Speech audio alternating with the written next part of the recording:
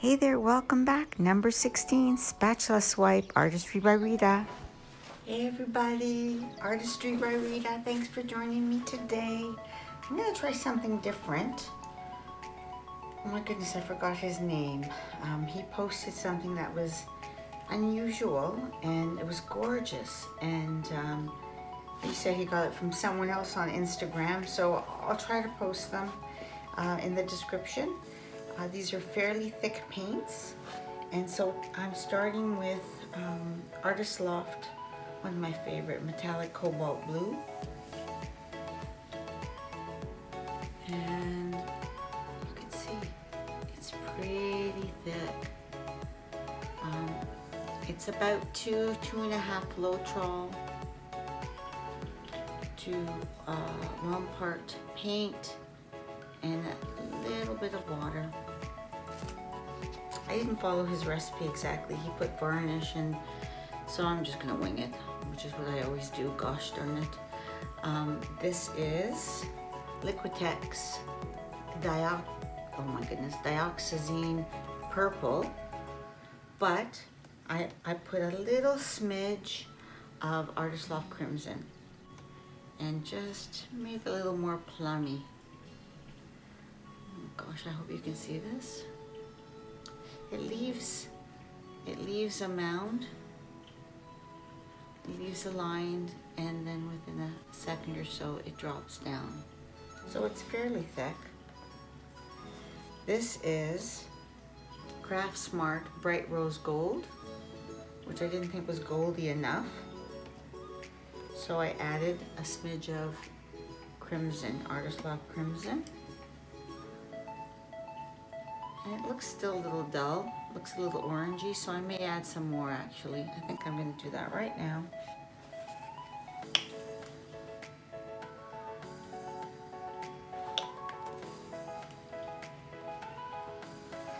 I was doing a Sarah Taylor one, and she was using the quinacridone golden fluid basil gold. And I just took my gold, and that one was Pebeo iridescent gold, and I added a little bit of red, the crimson, and it was beautiful. Oh, look at this color. Oh, I like this color. You know, it's not the same. I don't have golden fluids. I am trying to buy golden fluids, but boy, oh boy, they're expensive. But I have so many paints to use, so I have to use what I have. Look at that, that's pretty. Okay. This is Artists Loft Cerulean Blue. I think these will go nicely together. And I added a touch of the Paynes gray. Once again, they're all about 2.5 Floetrol to paint. This is a tiny bit thinner than the rest of them, darn it. So I might add a little more paint. But I don't want to, because this is already baby bluish enough, and I added a tiny bit of the Paynes gray. So, you know, just gonna play. I'm gonna add a little bit of the Cobalt. You know, I know all this stuff about color theory, and I guess it's true, and I'm learning about it, but in nature, all the colors play against each other beautifully. But I do know about the complementary colors that they can turn into mud. So I did learn that, so I'm trying to avoid that. The complementary colors on the opposite side of the color wheel, that didn't make much of a difference. Thickened it up, but it really didn't do anything.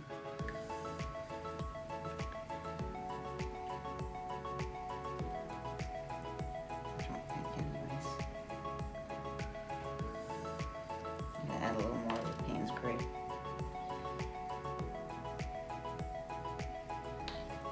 This is what I do. I just play. Okay, I think I like that better. Yeah, a little bit of this, a little bit of that, until I like what I like.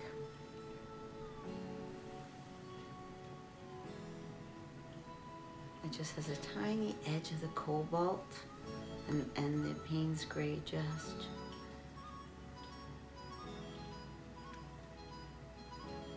There we go. Now, this is my cell activator, Amsterdam Oxide Black. And this I do 4 or 5 to 1 of the Floetrol. And he used Australian Floetrol, which I'm sorry, I'm not going to spend $50 for 4 ounces. And my base is Sherwin Paint to Go in a Paynes gray. I had a hard time finding Paynes gray, and so Sherwin Paynes gray 2 to 1 Floetrol, and this is also thick, and it's just a tiny bit thinner, I think, than the paints. See, it still leaves a line and then disappears. Let's just see. I love Paynes gray. It's absolutely one of my favorite colors. Right now I'm in love with Cobalt Blue by Artists Loft and Paynes gray. Okay, so this is a swipe method in which you put down the cell activator and then add your colors. First time I'm doing this. I've swiped many times, but not with all the colors on the palette. So let's get painting. I'm going to turn me off and just get into painting and probably do a voiceover. Hello again. I'm so glad you could join me today. I really appreciate you watching the videos and giving a small artist a chance. Here I am putting the base coat on, and as you can see, I have sped it up quite a bit because it's boring watching someone put a base coat on. And just making sure I've got my sides covered. It's a fairly thick paint. And here I am putting getting ready to put the cell activator on the back of a kitchen spatula. I saw someone do this, and I looked and looked and could not find the gentleman's name. And I start with the cell activator, and then I start putting in the colors. I believe I did the Cobalt, then the gold, then I did the purple, and then the other blue, and you can see how I placed them. I'm sorry it was out of the camera shot because it kept spilling on the canvas. So there I go. So it's the Cobalt Blue, it's that plummy color, then it's the gold, the rose gold that I sort of created.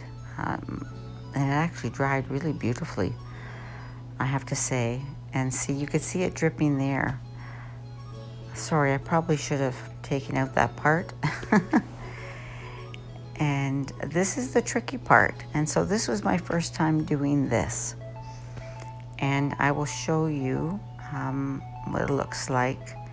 And I'll tell you what I did wrong. As you can see, if you can see closely in the back of my spatula was sort of lifted up. And it should have been flat up against the actual canvas. But you could see as we're looking at it, the cells are starting to pop up. And it really is beautiful, oh my goodness. And right here I'm probably loading up my paint, and there I am. See, I've lifted it too much and I'm not getting as much cell action. I believe I go over this part again. See, I've left a lot of paint on the actual spatula, so I decided, no, let me just go back and put it in another area before I wipe it and put some more paint on it. And there's the close-up of that first swipe, and look at it. It looks like there's silicone. and there's absolutely no silicone. So here I am. I think I just swiped it again, or about to swipe it again. There you go. And see the difference? Where I actually am, swiping it properly. And now I've already started to play. I'm starting to put Cobalt everywhere. And that Cobalt really played nicely with the, the rose gold, which ended up turning a bit of a pinky orange color. It was actually really, really pretty and really different. And here I'm pretending to be Sarah Taylor and and Gail Burston, who I love to watch. They are amazing. And as you can see, I'm just continuing to get my palette knife, and I'm dipping it in the paint and just going to town. Giving it movement, giving it flow, dancing a little, and doing what I love to do. And in fact, I always come back.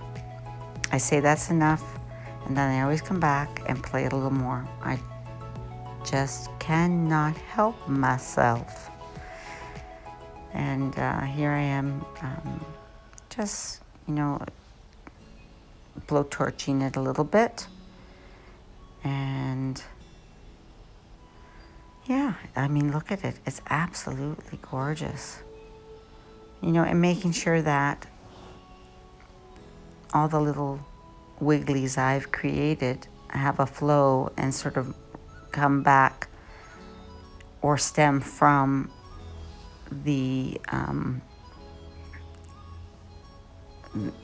naturally from the piece, because sometimes you'll draw a line and it's really not connected.